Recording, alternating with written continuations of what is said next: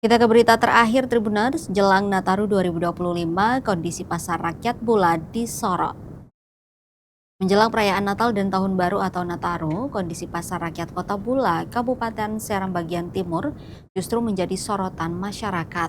Kerusakan bangunan pasar dinilai tidak sebanding dengan meningkatnya aktivitas ekonomi warga di pusat perdagangan tersebut. Pantauan tribunambon.com di lapangan Minggu 21 Desember 2025, sejumlah bagian atap dan plafon pasar tampak rusak dan belum tersentuh perbaikan.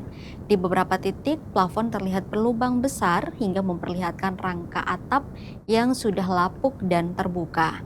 Kondisi tersebut dinilai berpotensi membahayakan pedagang maupun pengunjung pasar, terlebih saat aktivitas jual beli meningkat menjelang Nataru. Dirinya juga mengeluhkan kerusakan bangunan pasar yang kerap menyebabkan air masuk saat hujan turun. Para pedagang berharap pemerintah daerah segera melakukan perbaikan menyeluruh agar aktivitas jual beli dapat berlangsung dengan aman dan nyaman. Masyarakat menilai pembenahan infrastruktur pasar menjadi hal mendesak, mengingat pasar rakyat Bula merupakan salah satu pusat perputaran ekonomi.